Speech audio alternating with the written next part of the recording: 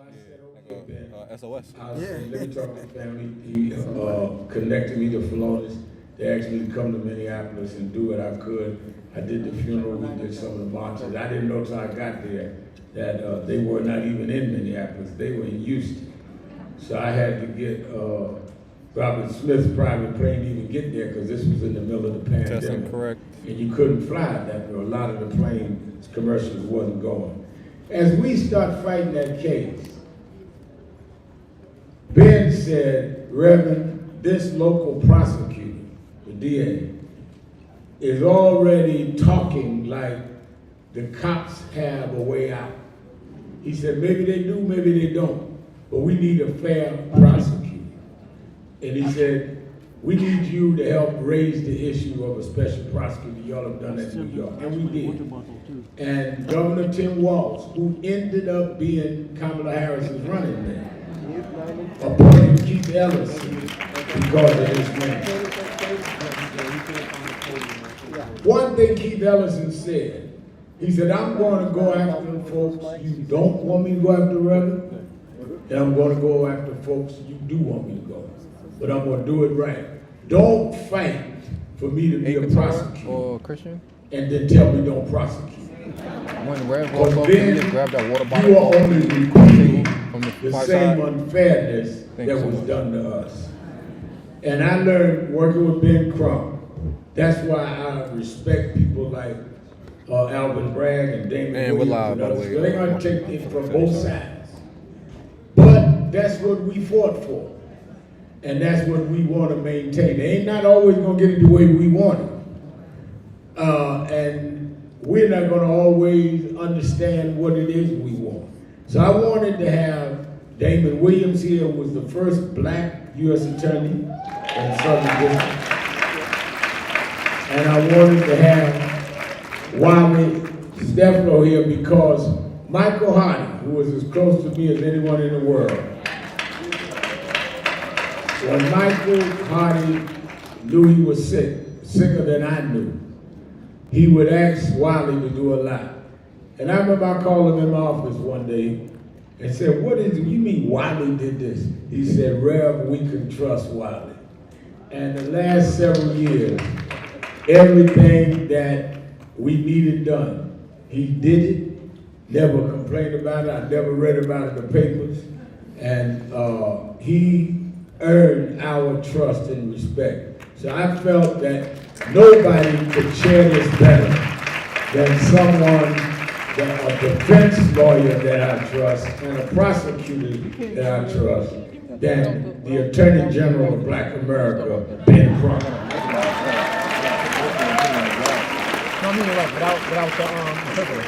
Give it up for the best non-lawyer in America, Reverend Al Not program, I have separate, but this, I ask you, you tell me. I don't want him to have. Time is getting ahead of me. Good afternoon, sisters and brothers. Wasn't that a great panel we had with the mothers of the movement? Okay, I'm gonna change. We're gonna keep it going because right now we know we're in this I'm gonna moment change presets. So all the time? For tomorrow. in time Okay. where our constitutional rights Okay, I don't want none of the interpreter tonight. can't be taken for I'm gonna granted. keep preset that I have, Yes, and sir. I'm gonna do And we extra. need officers of the court, both Wait for 1 second. in for the Val. prosecution and in the defense to make sure that the Constitution is real for all Americans, whether black, white, brown, or red. And that's what we're gonna talk about today. This concept, this fundamental principle that we take for granted called equal justice under the law. And I would have to tell you, if I'm being honest, I know when we go in courtrooms, I think like my personal hero, Thurgood Marshall. He said, even if they didn't intend for the Constitution to apply to us, we're Americans, and we're gonna make it apply to us anyway. And so with that, I want to again introduce Our panelist, Damon Williams, former U.S. Attorney for the Southern District of New York, the first to hold that position, a history maker. So I want to give him a round of applause for that.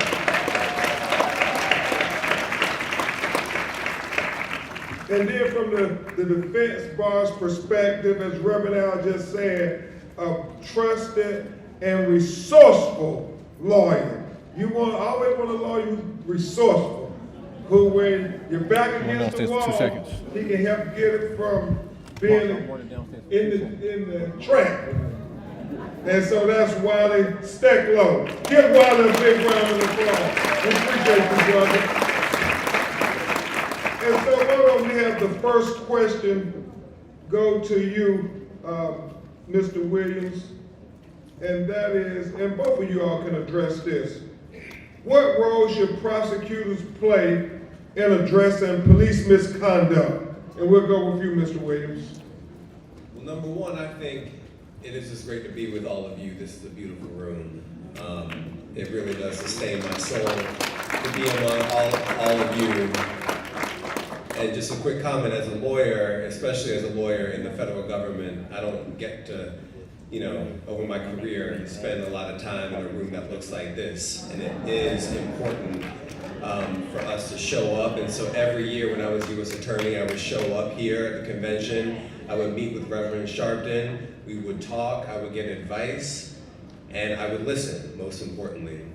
And so even though I'm here to speak today, I'm also here to listen to all of you, which I think is very important. So the question was about what role prosecutors should play in addressing police misconduct.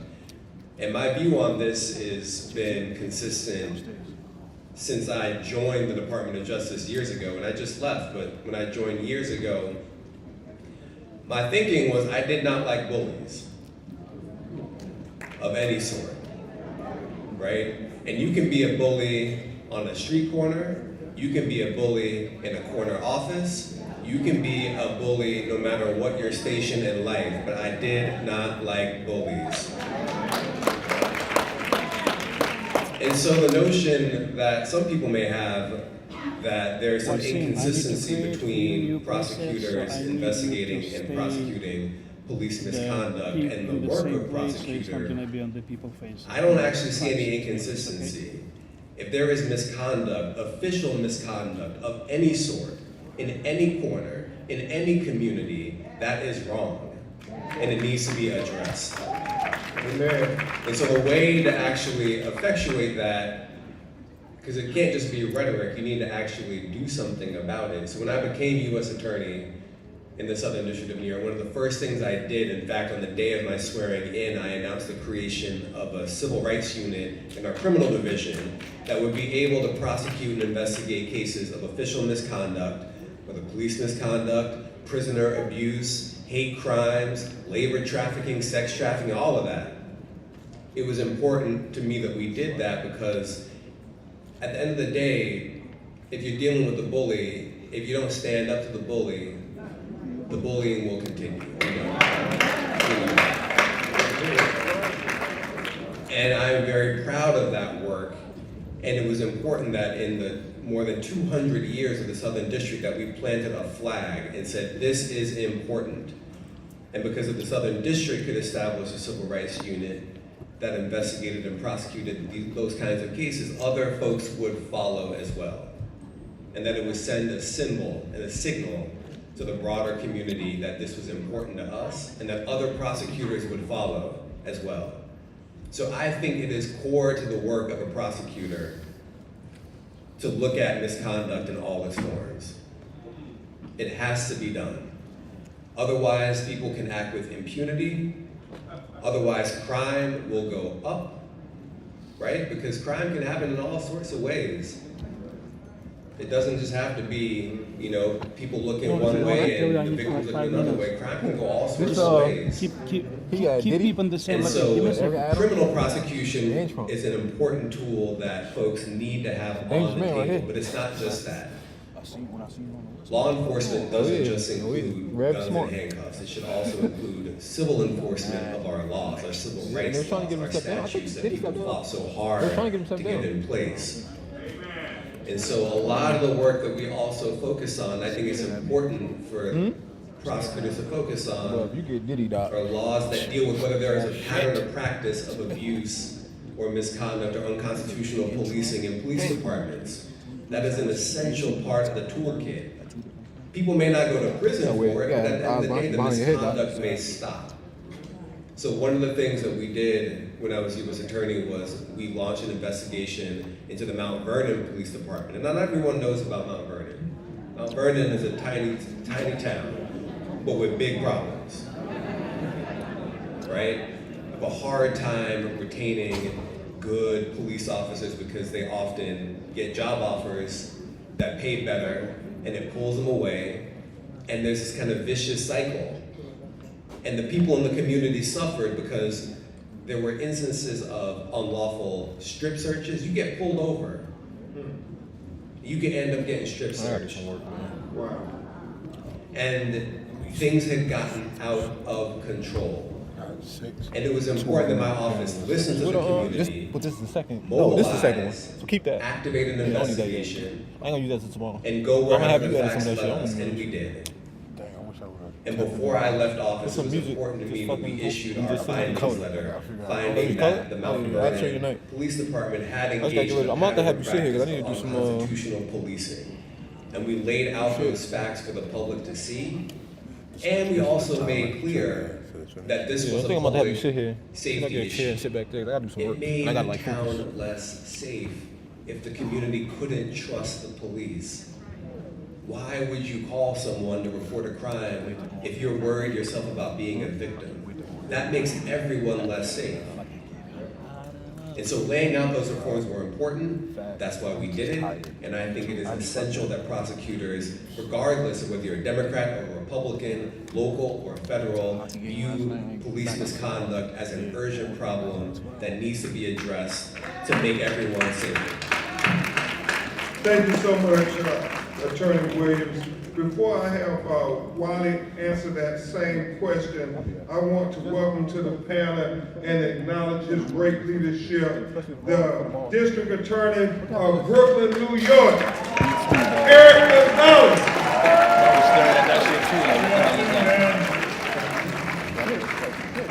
Don't touch it. Don't touch it. Don't Good afternoon. He's like, Good afternoon.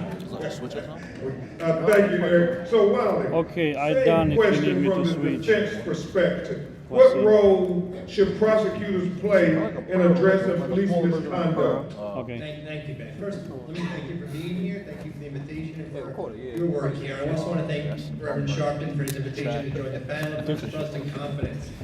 Even Okay, when so you our want me to brother switch Michael to is no one longer with us, without? his words still ring true I here. get the new preset. You It's want me really to an honor switch to to be one here to be without? speaking to all of you. Do whatever you want, man. I have a few points to make. I want to go home. So, initially, I'd like to say that the Manhattan District Attorney's Office has a Okay, unit called the so Police I go, Accountability Unit, PAU, P-A-U. And I've worked with them a couple of different times, where people have called into the crisis center, called into Nan's Crisis Center with a problem with the police, a significant problem. Not just a false arrest, but a criminal conduct by the Okay, police. so I taken And one on to two him different occasions, without I've had the just Manhattan camera DA's one, Police right? Accountability Unit actually follow up, interview my client, and there are two open investigations of which I hope that within the next few months I'll be able to report back that those officers are being prosecuted for the misconduct. And that all started here. It started with National Action Network with the Crisis Center. So if you have a problem, that's where you guys should be calling. Hold on, say that again. Say that again, Eric. If you have a problem with the police in the city of New York or anywhere in this country, your first phone call should be to the National Action Network's crisis hotline. Amazing group of people who man those phones, and they connect you to the right lawyers when they hear from you. Everybody got the number? All right. All right. So, I think there's a few different ways that we can work, not only with the prosecutors, but with the civil rights aspect, as Attorney Williams was saying, to deal with police misconduct. So one thing that is not done in any of the jurisdictions I've really seen so far, and I do a lot of litigation in different jurisdictions for civil rights issues, is that they don't seem to track settlements. They don't track the lawsuits and the allegations in the lawsuits, right? So they don't seem to understand when the same officer is being sued over and over and over again for the same conduct. Sure, if it's in the Internal Affairs Division and the IAD chooses to go after somebody, they'll get them, that one person may be had. But unless they start tracking this information, unless they start seeing what happens and who's getting in trouble over and over and over, who's costing the city taxpayers hundreds of thousands of dollars in these lawsuits and these claims, until they start doing that, we're going to continue to have these problems. They need to have a policy and a process in place that when there's a resolution to a claim or a lawsuit, because they also settle cases pre-suit, but if it's settled at all, if the city is paying money, there needs to be a policy, perhaps even a city council rule or law, that has to be reported somewhere, and as well has to be reported back to the officer, and back to the officer's commanding officer of his precinct. I'll tell you, thank you, that's not done. I've served a cop, and I went to serve him, and he happened to just be sitting at the sergeant's desk, so he got the service for somebody else. He said, oh, I remember you. You sued me, but that case got dismissed. I went back to my office, looked it up. We settled that case for $50,000. He never knew. So he thinks his conduct is okay when the city's willing to pay big money to show that it's not okay.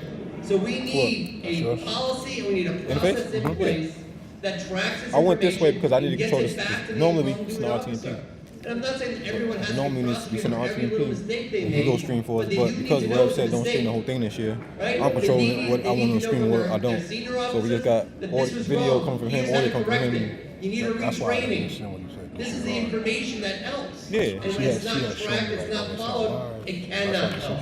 Yeah, I know. Right? She texted me. And I I was think like, that the- I'm choosing. If you're gonna have a The last conversation about item what I you wanted want to talk to about be live, that's cool. was a But pet peeve of mine. me and him had a If you wanna conversation, see and he told me- police misconduct he said, pick stop your on better a dime judgment. in the city So of I'm New picking my York, better judgment. You make the NYPD pension Yeah, he ain't liable gonna- he ain't- for a and then small the reality percentage is, of He's settlements. still recording the whole joint, so I can put up whatever I want.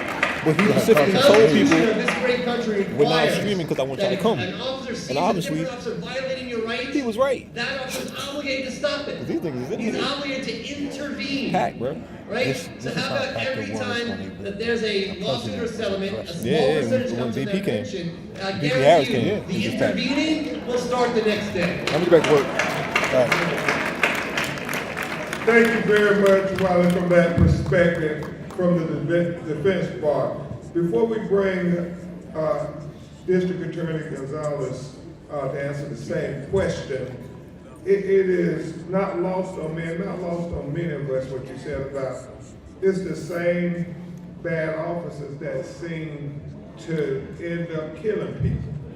Because the first time, they just got a slap on the wrist. The second time, they got a slap on the wrist, and it wasn't even reported in the files. What was that? And I think so much about, 12-year-old Tamir Rice, who was killed in Cleveland, who the officer had been terminated 6 weeks before at another police department, and then he had been hired by the Cleveland Police Department in less than 2 months.